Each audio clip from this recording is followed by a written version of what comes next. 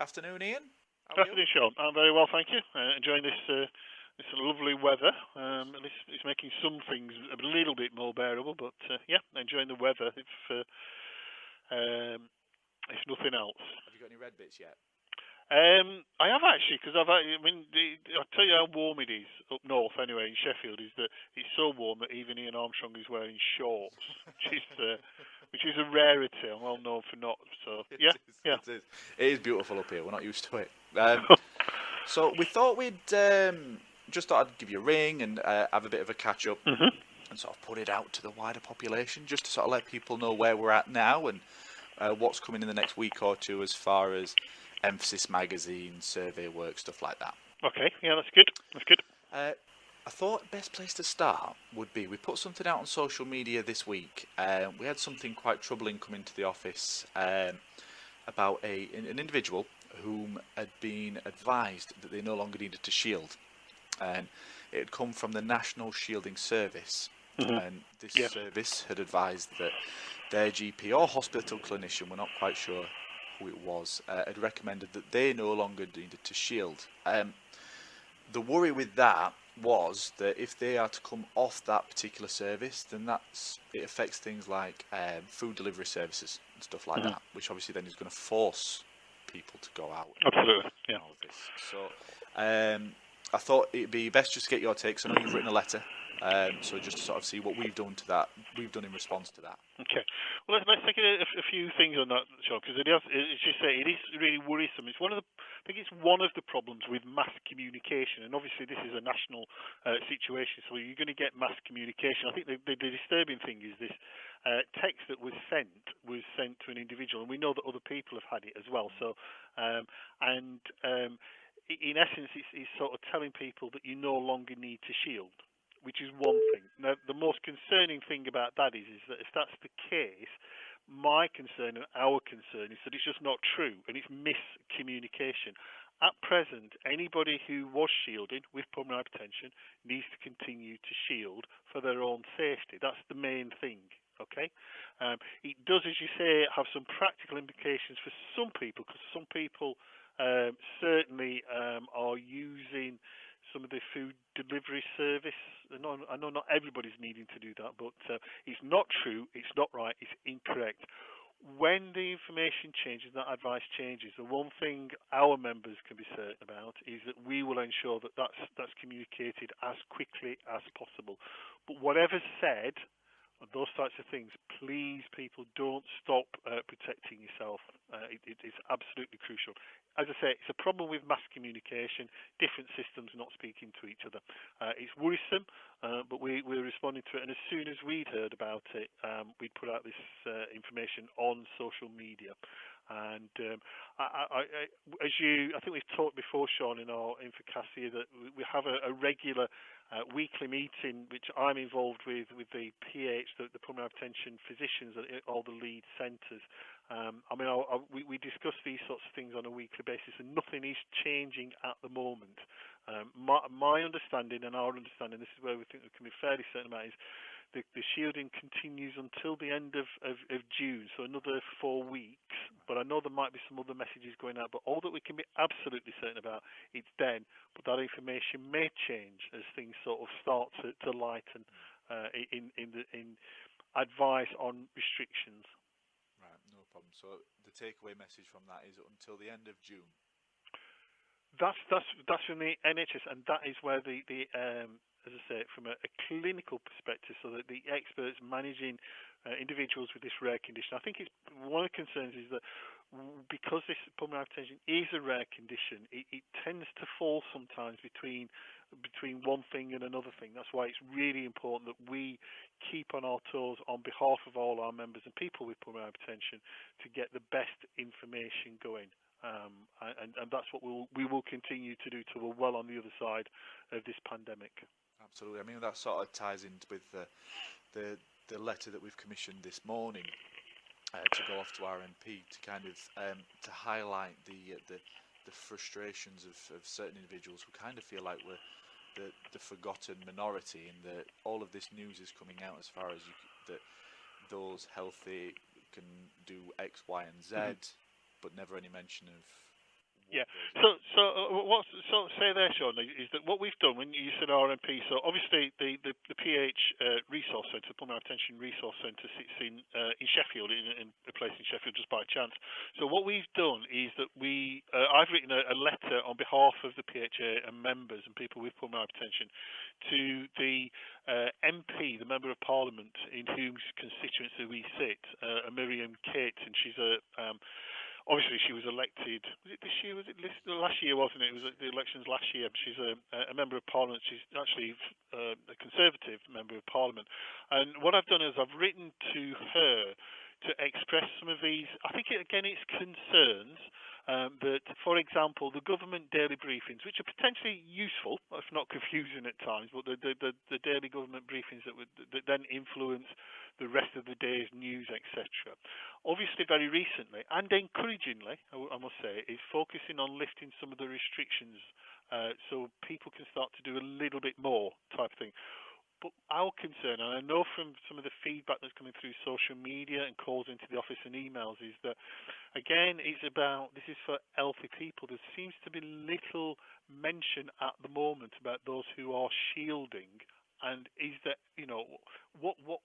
what are the next stages for those? And I think from our perspective, what I wanted to make sure in this letter is that she, as our Member of Parliament where we sit, ensures and can speak to people in power just to say, do not forget that people with rare conditions like pulmonary hypertension and the elderly, what we are being called the vulnerable, don't forget them. Okay, this is not just about healthy people. What's going to happen there? So let's not forget them, because I know some of the phrases, unfortunately, that some people feel with pulmonary hypertension and conditions like this is that they feel as though they're being forgotten in the whole process. And I'm really keen, and I did put it in the letter that people who have shielded, I've made a huge sacrifice over this last 10 to 12 weeks, and it's a sacrifice. One, yes, to help protect themselves. But it's also, and it mustn't be forgotten, that people who have isolated and made a sacrifice to help protect the NHS and other crucial services, so they don't fall victim to the COVID-19 and then become a need for the NHS services. So I think there are two things, not to forget that people have self-isolated and shielded, whatever the phrase is that people feel most comfortable is that one, yes, there's a thing for the individual, but it's also they've made a massive sacrifice to protect the NHS and other support services, and I don't want that to be forgotten. And I know, again, as I say, just to reiterate, some of the feedback from people interacting on social media have felt a little bit aggrieved and, as I say, forgotten, and we'll make sure that doesn't happen either now or in the future. As I say, it is important because people. I think we talked last time in our INFOCAST that people with pulmonary hypertension specifically, because that's where we work, are an amazing group of people, and that can sound a bit patronising, but it's not meant to be patronising. Really, commit and give a lot, and it troubles me sometimes when there's a danger sometimes of people with health issues and conditions and disabilities, whatever, are seen more of a like a bit of a burden sometimes, when really it's not. And it's not. It's about investing in quality people. And it's, as I say, in this period of shielding, which is massive sort of commitment that people have had to make, is not to be forgotten. Well, that's it. I mean, that's kind of brought us really nicely onto the next thing that we wanted to speak about, which was so people not being forgotten and investing in those. And as most members will know, one of the things that we do, or we try to do every quarter, is get the Emphasis magazine out, double award-winning Emphasis magazine out. And this time around, we've invested more to make it a bumper issue, to make it a larger issue. Absolutely, yeah. Uplifting stories, just trying to get something in there for everybody, just to really make what is, and like you said, it's a very difficult time. People are having to sacrifice an awful lot of what they love and enjoy. So trying to get some positivity, keep some positivity going, not get it going, but keep it going. Absolutely. And I believe that'll be going out, I've been told. So I mean, it depends on whenever this goes out, I guess, doesn't it? But it'll be going out from the 8th of June, the Emphasis magazine. So bear in mind, it goes out alphabetically, so you start hitting people's doors. But in there is a survey to understand the impact of COVID-19 and what it's had on the PH population. So that's not just patients, that's everybody. Absolutely. Kinship carers, everybody. Yeah. Do you want me to say a little bit about the essence of that? So this is it's an impact survey, and I think it covers. Probably, I've got one in front of me, so I'm just quickly looking at it.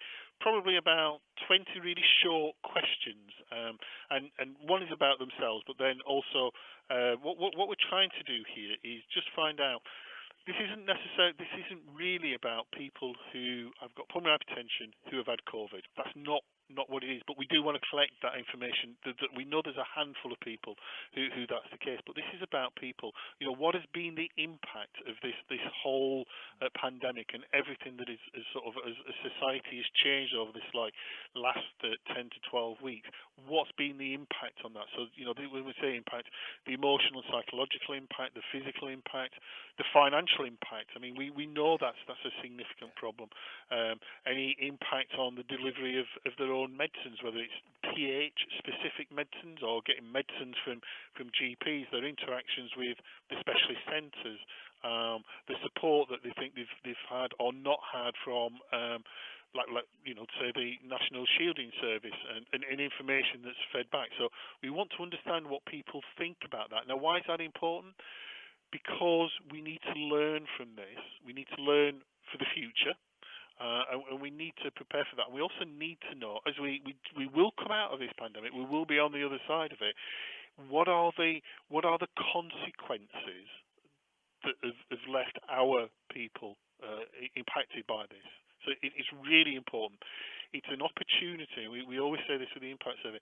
We can do nothing unless our members tell us to do something and share that information. So, like we were just talking about a little bit earlier about the government and the government daily briefings and what about people shielding.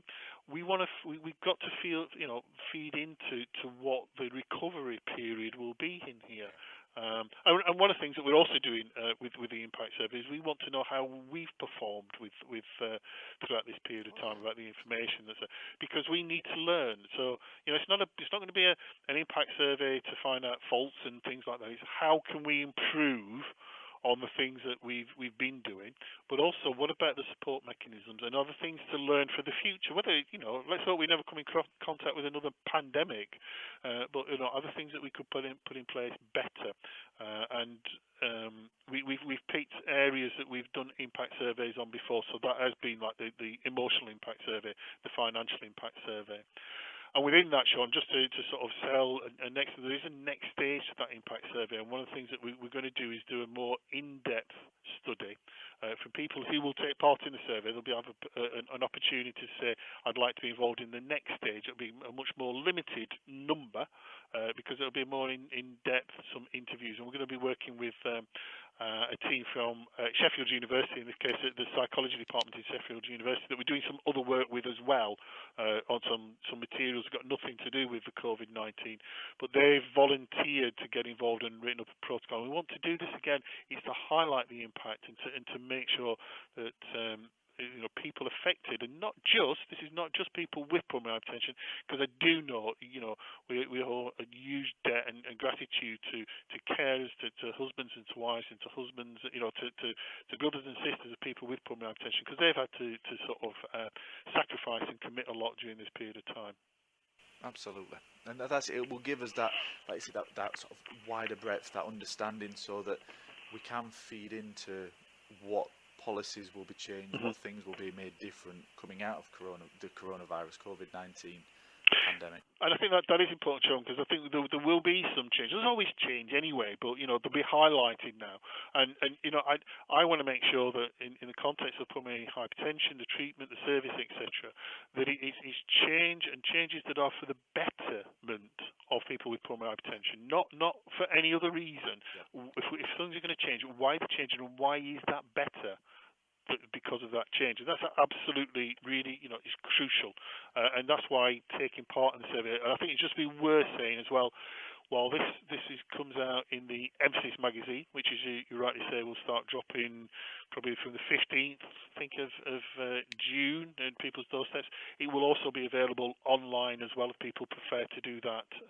But I'd encourage people to think right at the end where it's got that question: would you be willing to take part in a further, more in-depth study? I'd really ask people to seriously consider that and volunteer to be part of it, because you cannot beat lived experience, and that's what we want to capture here. No, I mean, we know just how important from recent past experience, just how much that can turn the tide for anything is a patient experience. And ultimately, if patients, and there should be, at the centre of everything, we need as much of a patient voice as possible to really drive that agenda forward. Yeah. And just to reiterate as well, Sean, because I know you keep, and it's not in Chris's patients. When we talk about patients, we're talking about the whole remit. So that's the family, the social network that people sit in, because that's what we're representing here.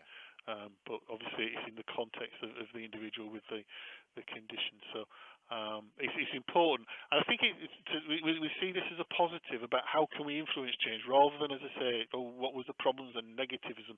This is a way of improving things for the long-term future. Absolutely. Well, I mean, that kind of brings on to just the last thing I wanted to mention, and improving things for the future. How are you and John doing with this? Now, for anybody who doesn't know, go on, tell Ian and John, so John Harrington, Ian Armstrong, from the Royal Highlands Hospital, have made the decision to, between them both, lose £26 as part of the 2.6 challenge.